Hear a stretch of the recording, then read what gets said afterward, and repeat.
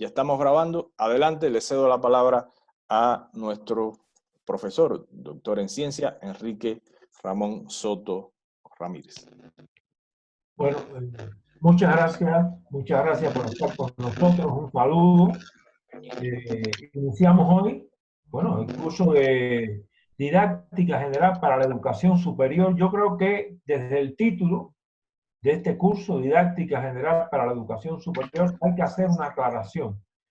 Es para la educación superior porque pretendemos ejemplificar y trabajar con profesores de la educación superior, pero desde luego la didáctica general es general porque se puede aplicar a cualquier educación, no necesariamente a la educación superior. Es decir, que todo lo que vamos a estar analizando aquí es aplicable para la educación inicial, para la educación secundaria, para la educación especial, pero lo hemos titulado este curso Didáctica General para la Educación Superior porque estamos básicamente ejemplificando, discutiendo, analizando con profesores de la educación superior. Yo creo que esta es una primera aclaración.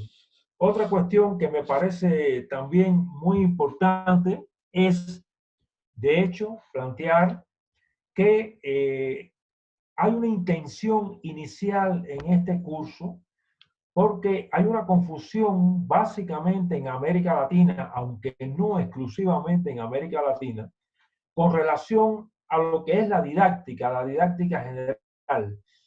Muchas veces se habla, y podemos encontrarlo incluso en escrito, en lugares importantes, que la pedagogía, que la didáctica son tecnologías. O sea, se habla de que son tecnologías, es decir, la persona que tiene una especialización, digamos, en matemática, en física, para poder actuar como profesor, digamos, en una universidad, pues tiene solamente que conocer algunos elementos tecnológicos.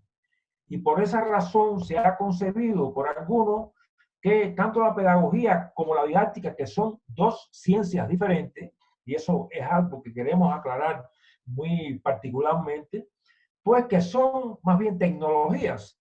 E incluso a veces encontramos en la literatura, en la bibliografía, incluso especializada, que tanto la pedagogía como la didáctica más bien son artes. O sea, que hay cierta inspiración artística que permite que seamos consecuentes, que seamos efectivos en nuestro trabajo profesoral. Es decir, que ustedes podrían encontrarse en determinados documentos que tanto la didáctica como la pedagogía son tecnologías o que son sencillamente artes. Ambas son posiciones artísticas y que hay que tener cierta connotación. Y no vamos a negar que tanto la pedagogía como la didáctica de otras ciencias además tienen algo de artístico. Por ejemplo, hay una cuestión muy personal, donde somos capaces de proyectarnos con mucha efectividad, con mucha posibilidad de atrapar la atención de nuestros estudiantes, y entonces en alguna medida no podemos negar que hay ciertas posibilidades artísticas y ciertas características histriónicas de algunos docentes que dejan una huella más profunda que otros. Pero en particular, una intención que tenemos desde un inicio en este curso es que ustedes puedan defender con argumentos científicos que tanto la pedagogía como la didáctica son verdaderas ciencias, funcionan como ciencia. Y en este sentido vamos a entrar en una clasificación de la ciencia, porque me parece que esto es un punto de partida realmente muy importante. Nosotros creemos que en sentido general, esta clasificación que aquí presentamos sobre la ciencia en lo particular, en lo general, es la que más se ajusta. O sea, se hablan de ciencias formales, que en algunas ocasiones la llamamos ciencias fácticas. Y que estas ciencias formales, pues, forman parte de ella la matemática. ¿Por qué? Porque la matemática no tiene un objeto de estudio determinado, sino que usted desde diferentes posiciones puede utilizar recursos matemáticos, y esto es muy interesante. Es decir, si yo soy un investigador en el campo de la física, yo voy a tener métodos matemáticos que puedo aplicar en el campo de la física. Y aquí vemos una aplicación de la matemática a la física. Pero, por ejemplo, si soy químico, si soy biólogo, también en la metodología investigativa yo puedo aplicar recursos matemáticos, es decir, tanto a la química como a la biología, o desde el punto de vista geográfico, para hablar de las ciencias naturales, pues entonces, de hecho, yo puedo aplicar la matemática, o en el campo de las ciencias sociales, continuamente estamos trabajando con porcientos, continuamente estamos trabajando con medias, con modas, etcétera, etcétera. Y esto nos hace ver que, por ejemplo, la matemática es una ciencia, no hay duda, pero que no tiene un determinado objeto de estudio, sino que ella se aplica a diferentes ciencias, a diferentes especialidades. También la lógica, vamos a estar hablando mucho de la lógica. La lógica, en primer lugar, es uno de los objetos de estudio de la filosofía. Por tanto, esta lógica puede aplicarse en diferentes ciencias, en todas las ciencias, en todas las concepciones científicas. Y esto es lo que sucede con este tipo de ciencias, que son las ciencias formales, que no tienen precisamente un objeto de estudio, sino que son aplicables a diferentes ciencias. Y después tenemos el campo de las ciencias naturales, donde tenemos la biología, la geografía, la física, la química, un grupo de ciencias que estudian realmente los procesos, los fenómenos, los objetos de carácter natural, y entonces se agrupan estas ciencias que estudian objetos, fenómenos y procesos naturales dentro del grupo de las ciencias naturales. Y tenemos también las ciencias sociales, donde estudia la sociedad, la cultura, etc. Nos parece que la clasificación más objetiva de la ciencia es esta: ciencias formales, ciencias naturales y ciencias sociales.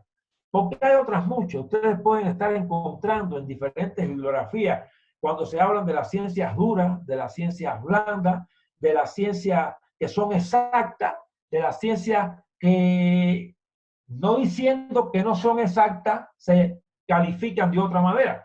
Por ejemplo, algunos dicen la matemática es una ciencia exacta. Y uno se preguntaría, bueno, ¿y otras ciencias no son exactas? Porque todas las ciencias tratan de ser objetivas. Y al ser objetivas, tratarían de ser lo más exactamente posible en sus postulados, en sus precisiones. Por tanto, esto de ciencia dura y ciencia blanda, que parecen no tener mucha justificación, parecen ser clasificaciones arbitrarias, yo propongo, en sentido general, después de haber estudiado bastante esto, que la clasificación de la ciencia como un conjunto generalizado, la mejor que ustedes pueden encontrar es esta de ciencias fácticas, también llamadas formales, de ciencias naturales y de ciencias sociales. No me voy a detener en esto, solamente es una orientación que me parece precisa. Continuamos entonces. Vamos a ver que hay una confusión extraordinaria. Vamos a ver que hay una confusión extraordinaria con las ciencias de la educación, con las ciencias pedagógicas, con la pedagogía, con la didáctica. Después de pasar por muchos lugares en América Latina, un poco que conversando con muchos profesionales, fundamentalmente de la educación superior, aunque no exclusivamente de la educación superior, nos hemos percatado que hay una tremendísima confusión. O sea, la ciencia de la educación se confunde con las ciencias pedagógicas y es como si todo eso fuera una misma cosa. O la didáctica se confunde con la pedagogía y es como si todo fuera lo mismo. Y eso lo hemos visto incluso aquí en algunas defensas de tesis. Por ejemplo, yo he asistido en la presentación de tesis no culminadas, pero de tesis de maestría y de doctorado, y reiteradamente he visto lo que les voy a explicar. Una tesis de didáctica, la persona que va a hacer la maestría, que está haciendo la maestría, que está haciendo el doctorado, presenta su tesis de didáctica. Y al finalizar, cuando me toca a mí interactuar con esa persona, le digo, usted ha hecho un gran esfuerzo, usted ha hecho algo meritorio, pero usted no ha hablado nada de didáctica. Es decir, está diciendo que está desarrollando una tesis de didáctica y sencillamente no ha hablado de didáctica. Lo mismo me ha sucedido con una tesis, en este caso de pedagogía, y hablan de una estrategia pedagógica, y cuando ha culminado, yo le he hecho la recomendación, mire, yo le voy a dar algunas ideas posteriormente, pero usted ha hecho una tesis de una estrategia pedagógica, un gran esfuerzo, usted ha recopilado mucha información, pero no ha hablado nada de pedagogía. Entonces, el problema es que es como si la pedagogía, la didáctica, todo eso fuera lo mismo, como si las ciencias de la educación fuera lo mismo que las ciencias pedagógicas. Yo pienso que el punto de partida es comprender, entender claramente que estos son ciencias. No es lo mismo una ciencia como la biología o una en comparación con una ciencia como la química. Una cosa es la biología, una cosa es la química, una cosa es la física, una cosa es la geografía, una cosa es la matemática. Todo eso no es una misma cosa. Sin embargo, en el campo pedagógico, en el campo de la educación, hay una confusión extraordinaria en este sentido. Y lo primero que vamos a hacer es aclarar esta confusión. Vamos a hablar de lo más general. Fíjense, esto es una idea importante. Lo más general, la ciencia de la educación. Lo más general serían las ciencias de la educación. Pero en la diapositiva anterior, la ciencia de la educación. Para poder conocer las ciencias de la educación, en primer lugar, tenemos que saber e entender qué cosa es la educación. Por tanto, hay un grupo de ciencias que tratan la educación. Y la primera pregunta es, ¿qué es educación? ¿Cómo se define educación? Bueno, en primer lugar, la educación es un sistema de influencia. Fíjense ustedes, esto es una cuestión inicial muy importante. Es un sistema de influencia. Quiere decir que son muchas influencias operando, actuando de manera sistémica. Si son muchas las influencias educativas, podríamos llegar inicialmente a una conclusión importante. Nadie educa a nadie. Y uno no se puede educar a sí mismo por sí solo. De manera que la educación no es algo que genera a alguien, sino que es un sistema complejo de influencia. Por tanto, estamos en la institución académica, estamos en la universidad o estamos en cualquier institución de carácter educacional y se está produciendo un fenómeno de educación, pero se está produciendo también desde otra perspectiva, porque usted se educa mediante los medios masivos de comunicación, usted se educa mediante las influencias religiosas, usted se educa mediante las influencias de su familia, usted se educa mediante las influencias comunitarias. Y cuando usted viene a ver, está sentado frente a la televisión y usted está recibiendo influencias educativas. Cuando usted va a una reunión religiosa, usted recibe influencias educativas. Cuando usted se une a un amigo, a un compañero determinado, a un pariente, usted está recibiendo influencias educativas. De forma tal que, en términos generales, la educación es un sistema complejo de influencia dirigida a desarrollar capacidades intelectuales, morales, afectivas, lo cual implica transmisión de cultura, es todo lo que heredamos de los conocimientos, de las tradiciones, todo lo que heredamos, todo lo que nos llega a través de todo ese sistema de influencia, perdón, es cultura, es todo lo que se ha recopilado en conocimiento, en comportamiento, en conducta, todo lo que se ha recopilado en toda la experiencia de la humanidad. Eso es la cultura. Y también esa educación nos está preparando, nos está formando desde las normas de convivencia social.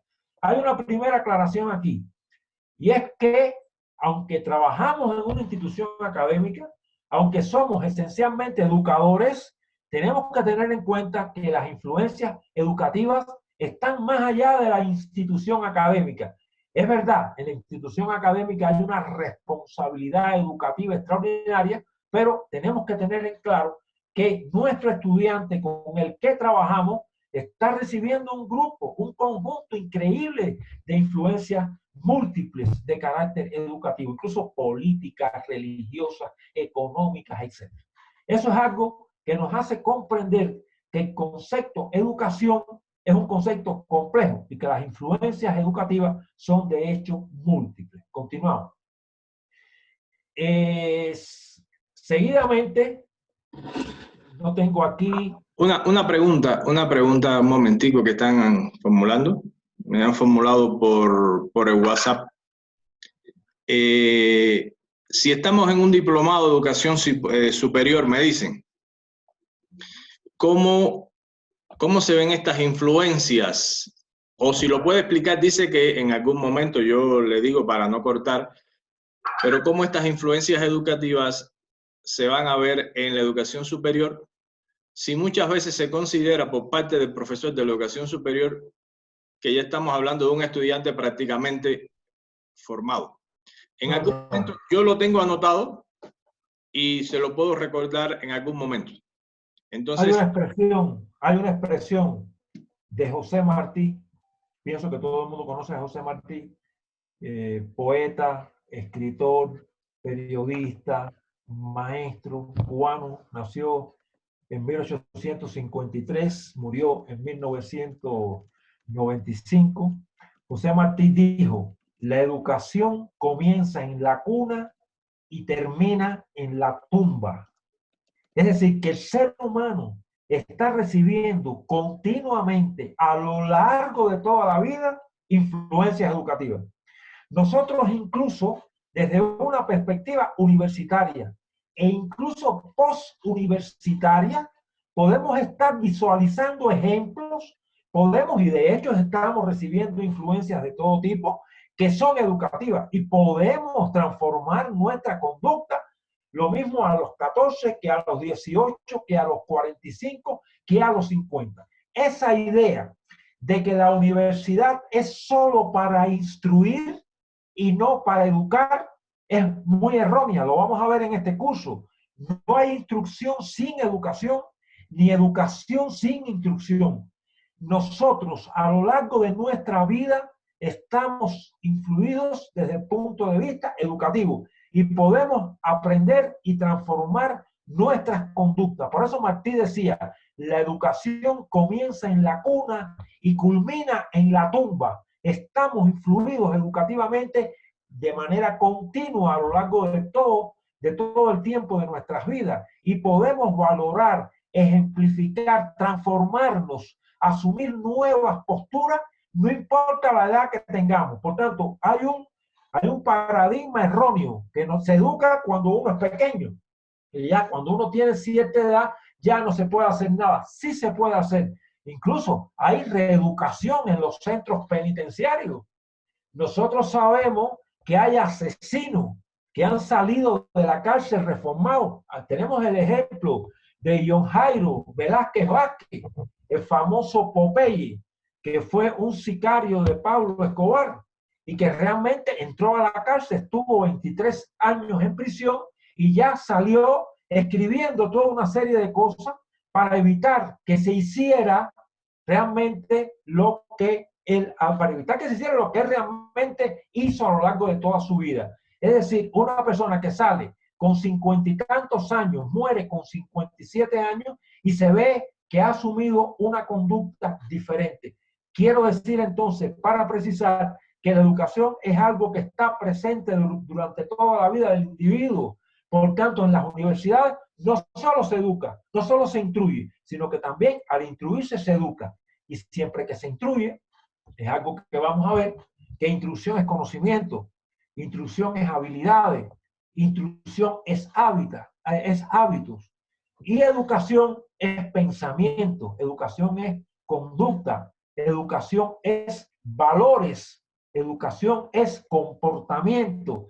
Por tanto, no es lo mismo instruir que educar, pero hay una unidad dialéctica, una relación que se establece entre estos dos términos, porque no podemos solo instruir sin educar y no podemos solo educar sin instruir. Ambas cosas están juntas siempre son conceptos que se excluyen y se presuponen. Por eso es que en sentido general nosotros consideramos y proponemos en este curso que se tenga en cuenta esto que mostramos acá. Esto que mostramos acá es que existe, cuando yo hablo de escuela, estoy hablando de la institución académica. Por tanto, una escuela, lo mismo es una escuela infantil, o sea, una escuela primaria, como en algunos países se le denomina, en algunos otros países se habla de la escuela de la educación inicial. Es lo mismo una escuela de educación inicial que, porque se llaman escuela, porque lo que se conoce como escuela es la institución académica. Por tanto, es una escuela, una institución primaria, una institución secundaria, una institución universitaria. Y este término se usa mucho en diferentes países. Nosotros aquí estamos hablando de la escuela académica y por tanto también ahí existe una organización escolar. Y vemos esto que es muy importante y es que hay una relación, producto de que la educación tiene un sistema de influencias múltiples, tiene que haber una relación entre la escuela, la familia de los escolares. Esto tiene más influencia en los niños y jóvenes, pero también ha de tener una influencia en la institución universitaria, porque nosotros tenemos que desarrollar todos estos procesos educativos, todos estos procesos instructivos, no desligados de la familia de los estudiantes. Si nosotros conocemos la familia de los estudiantes, cuál es su ascendencia, cuáles son sus hábitos, cuáles son sus elementos de formación, si esa familia tiene una instrucción universitaria, si no la tiene, si esa familia es una familia que cumple con las normas de la sociedad. Cuando nosotros conocemos a la familia, mejor conocemos y mejor podemos trabajar con el estudiante.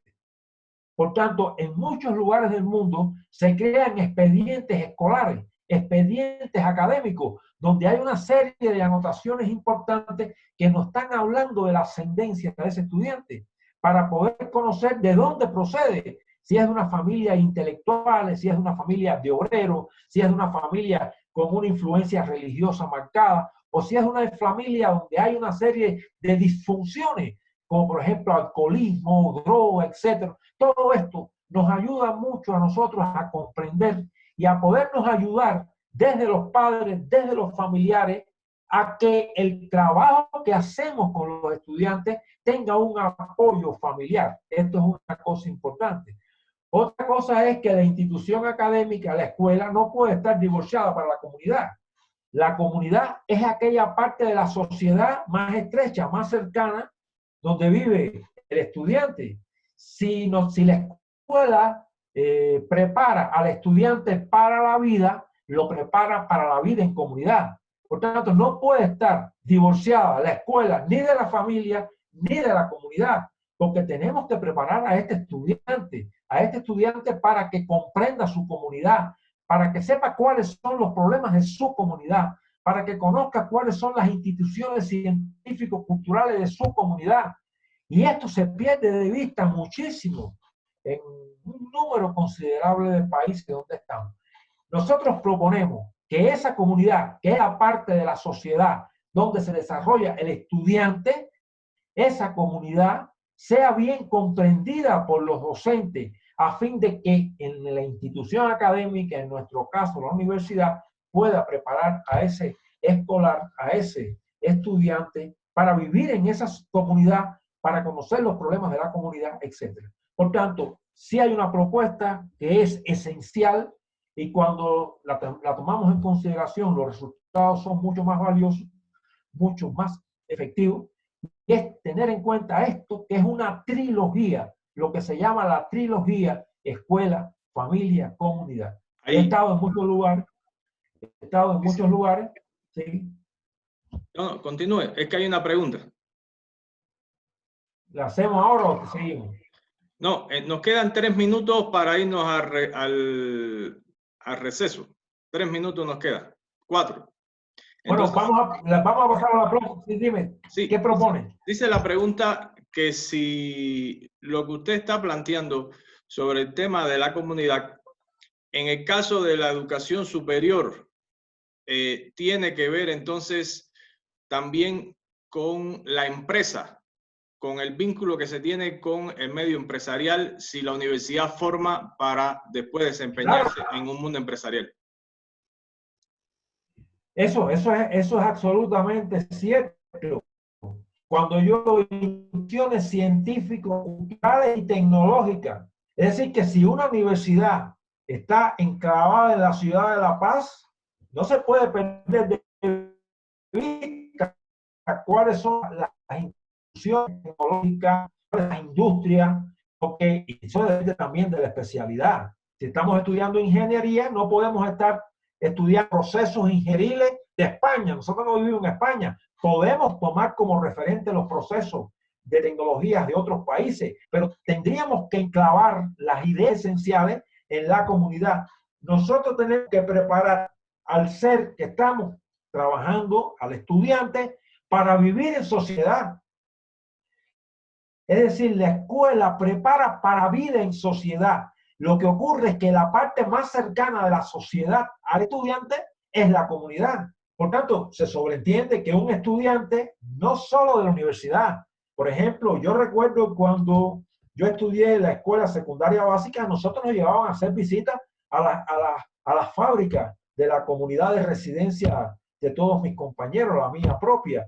Y entonces teníamos una convicción, una idea clara de cuál es el contexto donde vivimos, qué industria, qué se produce en mi ciudad, qué se produce en el lugar donde yo vivo. Porque yo no voy a estar estudiando qué pasa en Suiza porque yo no vivo en Suiza, independientemente que hay ejemplos de otros países que se pueden tomar en consideración.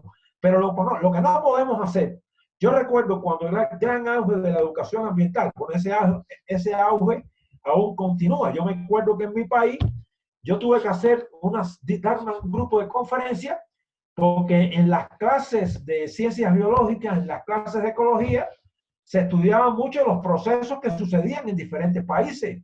Y entonces al final yo decía, bueno, estamos dando ejemplos de Austria, estamos dando ejemplos de países del primer mundo, pero nosotros no somos países del primer mundo. Y entonces el estudiante sale de la institución sin saber qué está pasando en sus inmediaciones, ni siquiera en el patio de su casa. No sabe en qué contexto ecológico vive y se está ejemplificando con toda la ecología del mundo. Y es muy importante trabajar con elementos porque en estas cosas está lo micro, está lo meso y está lo macro. Por tanto, es importante tener en cuenta que la comunidad es aquella parte de la sociedad donde se desarrolla el estudiante, donde vive el estudiante. Bien, se va a cortar en este momento la sesión porque no me habilitó más de los 40 minutos. Se va a cerrar. En este momento se cierra y vamos a estar 10 minutos. Pueden tomarse su café. Yo voy a crear el enlace, lo mando y volvemos a iniciar. ¿Correcto?